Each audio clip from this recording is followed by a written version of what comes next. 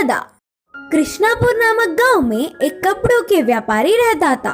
उसके पास एक गधा भी था। वह रोज गधे के ऊपर ही कपड़ों की पोटली बांधकर पूरा गांव में घूमते हुए कपड़े बेचता था। वह गधा भी कितना भी बार उठा लेता। ऐसे सुबह से शाम तक मेहनत करने पर अच्छे लाभ आते। उसके व्यापार की अच्छी सी वृद्धि करने वाली गधा तो उसे बहुत पसंद थी, इसीलिए उसे बहुत ध्यान से रखता था। एक बार व्यापारी को भारी रकम से कपड़े खरीदने के लिए विदेश जाना पड़ा। उसी समय में गांव-गांव घूमकर कपड़े बेचने के लिए और साथ ही साथ गधे की देखभाल करने के लिए एक आदमी को काम पर रख लिया। सारी जिम्मेदारियां उसे सौंपकर व्यापारी विदेश चला गया। कुछ सालों बाद लौट आने वाला व्यापारी अपने गधे को लंगड़ाते हुए चलना देखा। वह अपने पसंदीदा गधे को ऐसे लंगड़ाती हुई चलता नहीं देख पाया। काम वाले को पूछने पर भी उस विषय में उसे कुछ नहीं पता करके कहा। फिर वह व्यापारी ने उस गधे को बहुत सारे चिकित्सकों को दिखाया, फिर भी कुछ फायदा नहीं मिला।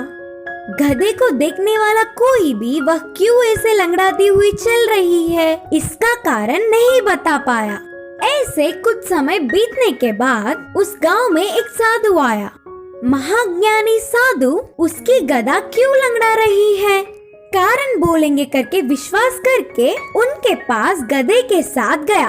पूरे विषय जानने वाला साधु इस गधे की देखभाल करने वाले को इधर ले आओ करके कहा। तब तुरंत व्यापारी ने काम वाले को बुलवाया। काम वाले को आते देख, सज्जन, तुम्हारे गधे को ये लंगड़ापन किसी भी रोग से नहीं आया, बल्कि उसे देखो, वह लंगड़ा है। उसके साथ रहने वाले को ये गधा बहुत ध्यान देकर उसके जैसे ही करने पर लंगड़ी हुई। बोलते हुए विवरण दिया।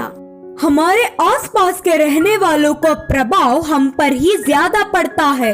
अगर हमेशा के लिए उसकी लंगड़ापन को दूर करना है तो पहले उस काम वाले आदमी को बदलना होगा। व्यापारी उनकी सारी बातें मानते हुए तुरंत काम वाले को दूसरी जिम्मेदारियां सौंपकर उस गधे पर कपड़े रखकर घर घर घूमकर वही बेचने लगा। कुछ सालों बाद मालिक को देखकर गधा भी पहले जैसे ठीक से चलने लगी। इस कहानी की सीख है कि हमारे आसपास रहने वालों का प्रभाव हम पर जरूर पड़ता है।